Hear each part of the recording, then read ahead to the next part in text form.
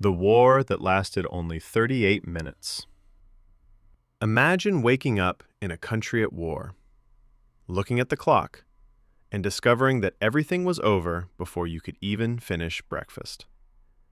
It sounds impossible, but in 1896, a real war took place, and it lasted only 38 minutes. To this day, it remains the shortest war in recorded history.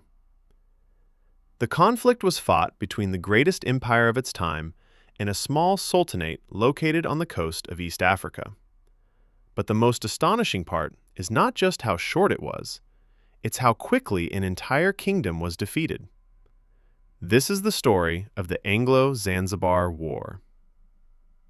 By the end of the 19th century, the British Empire was at the height of its power. Its influence stretched across every continent. Its territory was so vast that a famous saying emerged: "The sun never sets on the British Empire."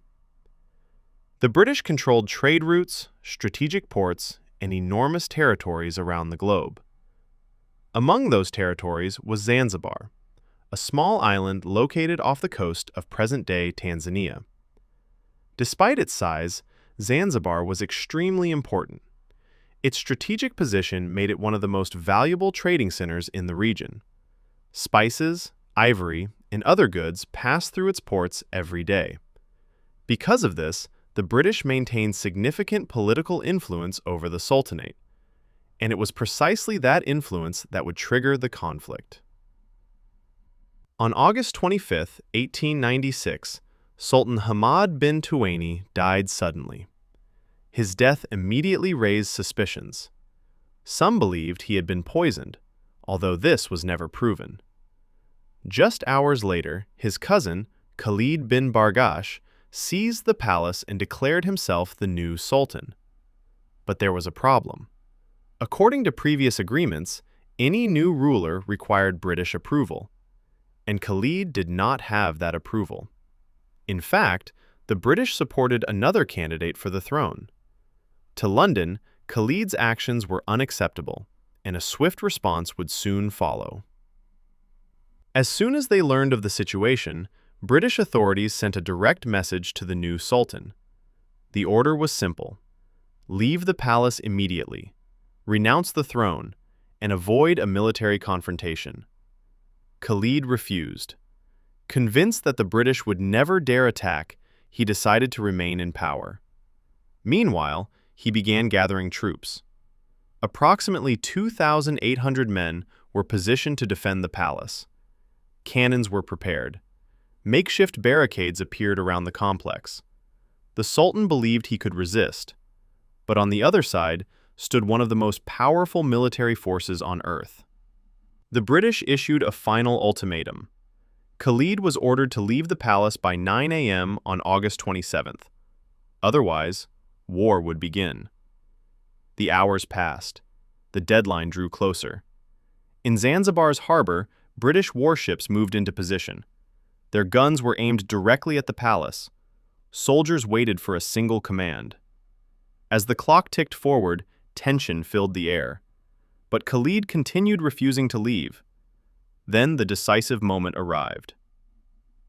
At exactly 9 a.m., the ultimatum expired. Seconds later, the British warships opened fire. A barrage of shells slammed into the palace. Walls were shattered. Roofs collapsed. Defensive cannons were quickly destroyed. The military imbalance was overwhelming. The Sultan's forces had virtually no chance. Within minutes, the palace was in ruins. Many defenders were killed or fled. The Sultan's royal yacht, which attempted to join the defense, was sunk almost immediately. The situation became hopeless. And then the inevitable happened. At 9:38 a.m., the Sultan's flag was brought down. The fighting stopped. The war was over, just 38 minutes after it had begun. While the palace was being bombarded, Khalid managed to escape. He fled to the German consulate.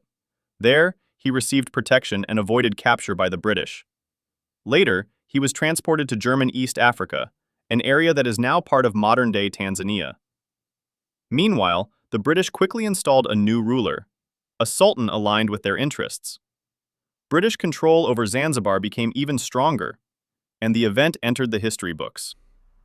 The Anglo-Zanzibar War is a remarkable reminder of the enormous imbalance of power that existed during the Age of Empires. Although it was a real war, with casualties, destruction, and significant political consequences, it lasted only 38 minutes. Shorter than many movies, shorter than a soccer match, and probably shorter than the time it takes most people to watch this video.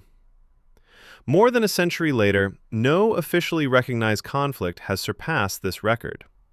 The shortest war in history began at 9 o'clock in the morning, and it was over before 10.